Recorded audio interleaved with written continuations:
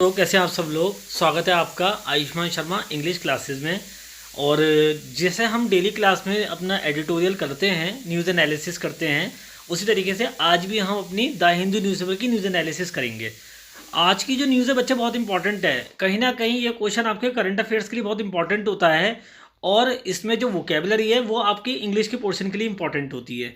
हम एक शीट से ही आपको पता है vocabulary, reading skills, cloze test के लिए, कॉम्प्रिहेंशन के लिए, स्टैटिक जीके और करंट अफेयर्स, यानी 4 से 5 चीज़ें कवर करते हैं इस शीट से। अब आज की थोड़ी सी मैं आपको न्यूज़ एनालिसिस के बारे में बता दूं किस चीज़ की है। आप जानते हैं इस टाइम एक बहुत मुद्दा गरमाया हुआ है, वो ये है कि आंध्र प्रदेश जो एक राज्य है, वहाँ के जो मुख्यमंत्री हैं, चीफ मिनिस्टर हैं मिस्टर मोहन जगन रेड्डी साहब जो हैं, ठीक है, उन्होंने क्या करा है, उन्होंने 3 कैपिटल बना दी हैं वहाँ की आंध्र प्रदेश की। एक तो हो गई आपकी अमरावती, एक हो गई आपकी कुरनूल, और तीसरी कौन सी हो गई? तीसरी हो गई आपकी विशाखापट्टनम। तो हाल ही में अभी जो नई कैपिटल बनी है वो विशाखापट्टनम बनी है। तो उसके बारे में पूरी न्यूज़ है, क्या चर्चा है, क्या बात हो रही है, ये क्वेश्चन आपके ऊपर आप आ सकता है, तो आप इसे पढ़ लेना। चलिए न्यूज़ एनालिसिस अपनी स्टार्ट करते हैं आज की। वो हमसे क्या कह रहा है देखें। हेडलाइन कहती है as on date. As on date का मतलब आज की तारीख पर, ठीक है। अगर आज की तारीख में देखा जाए तो आज की तारीख में Amravati is the capital of AP, यानी आंध्र प्रदेश। कौन है आंध्र प्रदेश की राजधानी, कैपिटल कौन सी है? अमरावती।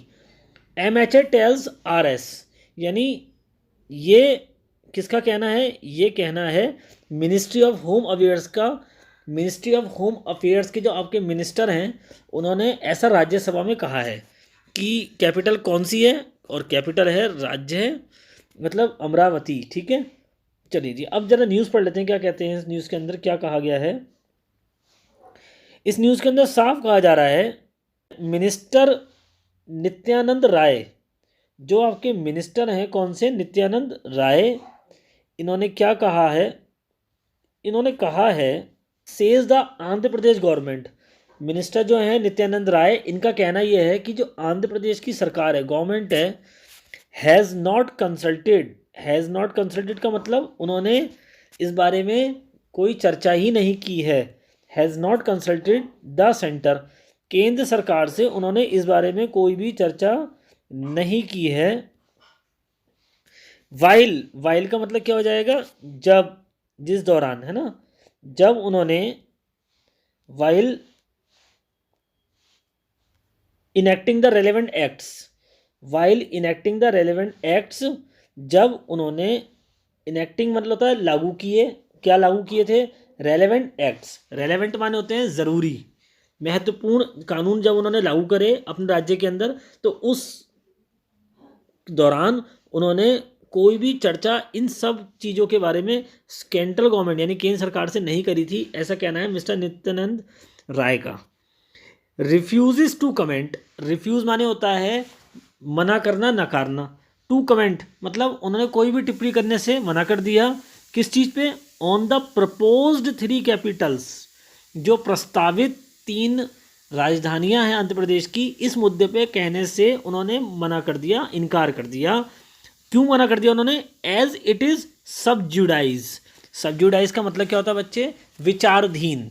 उन्होंने कहा ये फैसला अभी विचाराधीन है, हमने सहमति नहीं दी है इस चीज़ को, और जब तक ये फैसले का अंतिम परिणाम नहीं आ जाता, कुछ भी कहना जल्दबाजी होगी, इसलिए मैं अभी इस विषय पर कुछ भी नहीं कहना चाहूँगा, ऐसा उन्होंने कहा है। किसने कहा है? मिस्टर नित्यानंद राय ने, जो हमारे मिनिस्टर हैं ऑफ होम अफेयर्स, ठीक है।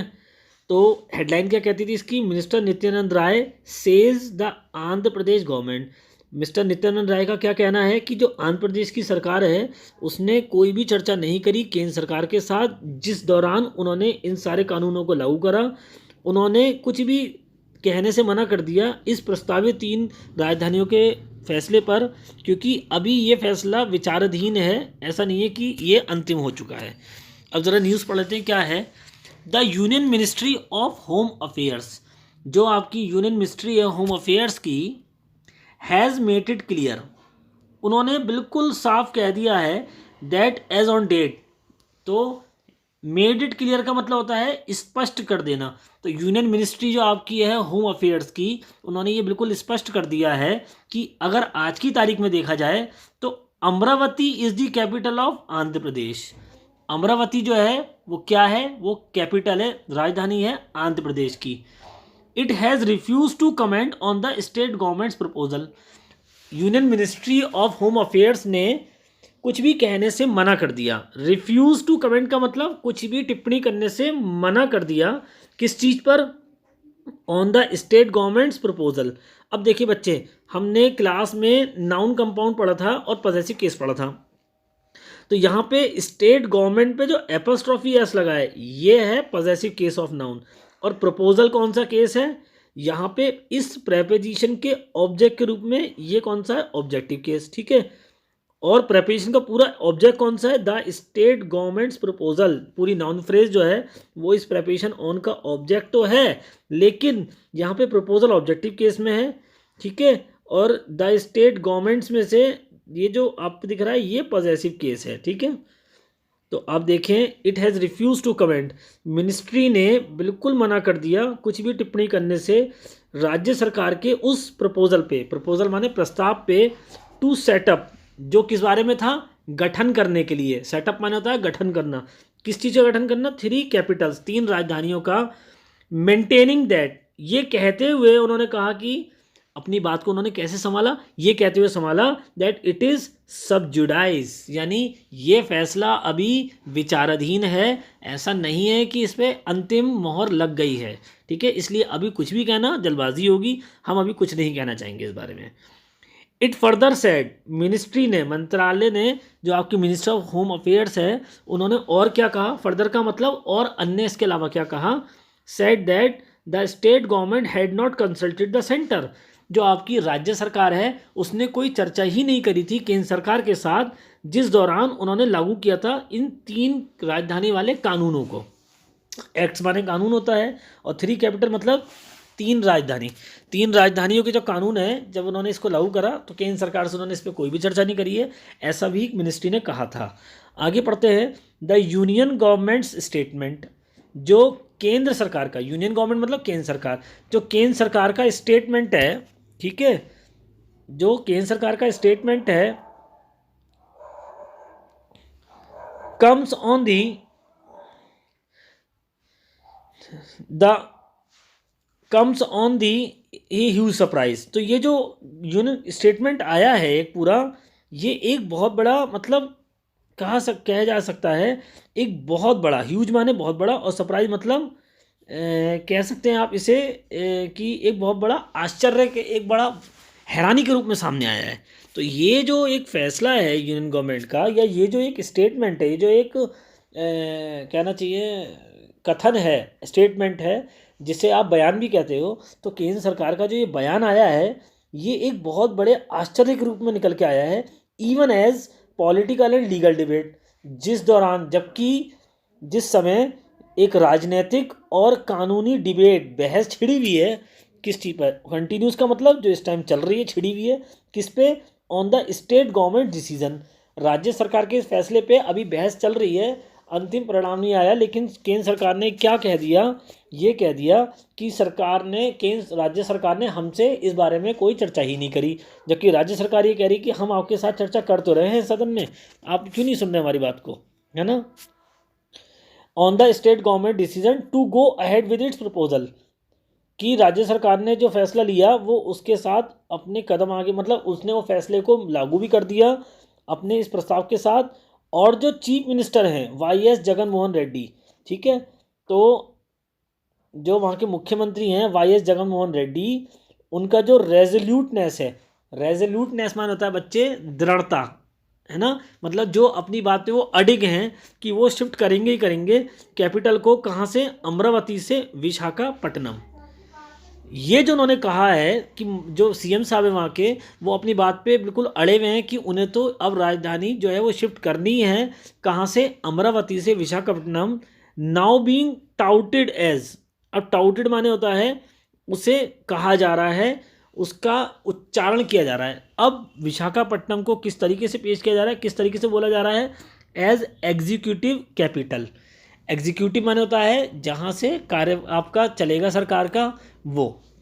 तो एग्जीक्यूटिव कैपिटल के रूप में अब विशाखापट्टनम को माना जा रहा है, कहाँ की, आंध्र प्रदेश की कैपिटल के रूप में।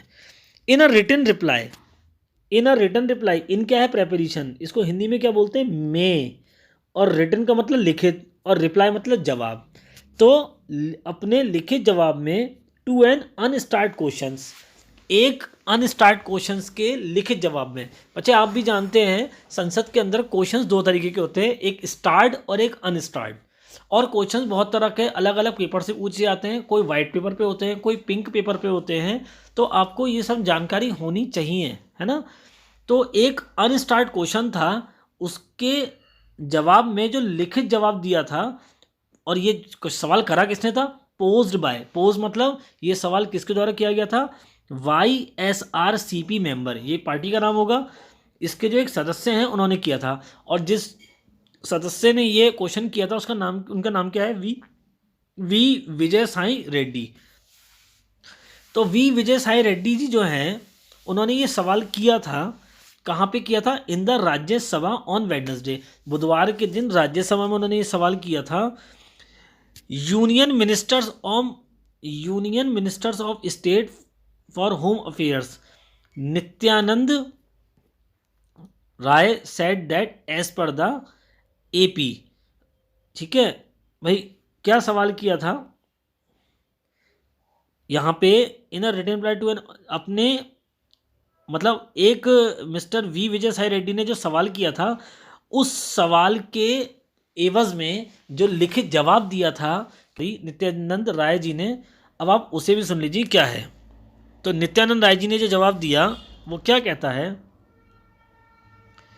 उन्होंने क्या कहा, as per the AP reorganisation act, यानी एज पर क्या मतलब है, के हिसाब से, किसके हिसाब से, AP reorganisation act, Andhra Pradesh पुनर्गठन कानून के हिसाब से जो 2014 का था, the capital had been notified, राजधानी को नोटिफाइड मतलब सूचित कर दिया गया था, by the state government in 2015, यानी स्टेट गवर्नमेंट ने 2015 में ही जब राजधानी को पहले ही सूचित कर दिया था कि कौन सी रहेगी, तो अब दोबारा से क्यों किया जा रहा है। 2014 का कानून तो यही कह रहा था कि उस टाइम पे कर दिया था। सब्सिक्वेंटली मैंने होता है इसके ठीक बाद, जब पहले ही 2015 में उन्होंने राजधानी को डिक्लेयर कर दिया था, उसके बाद में the Andhra Pradesh government had enacted the AP capital region development authority act, उसके ठीक बाद में जो आंध्र प्रदेश की सरकार है उसने क्या कर दिया था, इनेक्ट माने होता है लागू करना, क्या लागू कर दिया था, Andhra Pradesh capital region development authority act, ये एक कानून है 2020 का, उसे भी लागू कर दिया था। इसके बाद एंड द आंध्र प्रदेश, और एक कानून और लागू करा था, कौन सा, Andhra Pradesh decentralisation and inclusive development of all regions, Andhra Pradesh का विकेंद्रीकरण कानून और समावेशी विकास, इंक्लूसिव माने होता है समावेशी, और डेवलपमेंट माने होता है विकास, ऑफ ऑल रीजन्स, सारे क्षेत्रों का, ये भी एक एक्ट था 2020 में जो आया था, उसे भी इन्होंने लागू कर दिया था। इसके बाद विच प्रोवाइडेड दैट, जिसके अंदर कहा गया था, there shall be 3 seats of governance, की क्या कहा गया था कि 3 राजधानी हो सकती हैं, 3 सीट हो सकती है, किसकी, गवर्नेंस की, प्रशासन की या फिर सरकार चलाने की, इन द स्टेट, इस राज्य में, कौन से राज्य में, आंध्र प्रदेश में, वाइल इनेक्टिंग दीज एक्ट्स, लेकिन जब इन कानूनों को लागू किया गया तो राज्य सरकार ने बिल्कुल भी चर्चा नहीं करी केंद्र सरकार के साथ में, और अपनी मर्जी से ही इसे लागू कर दिया, हमारे से पूछा भी नहीं, ऐसा कहना है मिस्टर नित्यानंद राय का, है ना। अब देखते हैं क्या है इसके अंदर।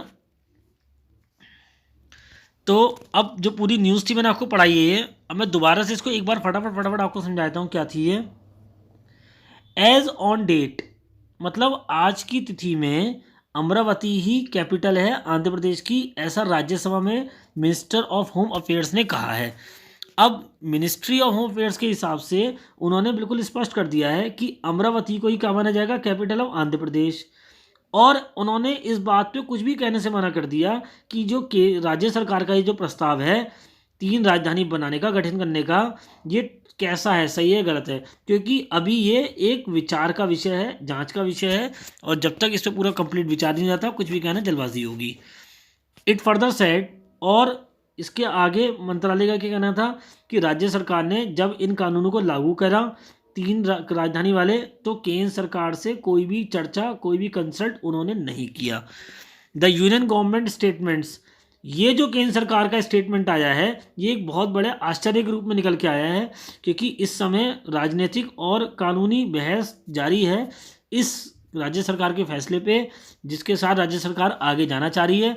और वहाँ के जो चीफ मिनिस्टर हैं mister Y S Jagan Mohan Reddy, वो रेजोल्यूटनेस, उनकी जो एक दृढ़ता है, उनकी जो एक कहना चाहिए अड़ियलपन है कि भाई वो तो अब कैपिटल को शिफ्ट करके ही रहेंगे अमरावती से Visakhapatnam, now being touted as executive capital, जिसको वो अब क्या क्या बता रहे हैं अपनी एग्जीक्यूटिव कैपिटल, यानी विशाखापट्टनम को एग्जीक्यूटिव कैपिटल कहा जा रहा है।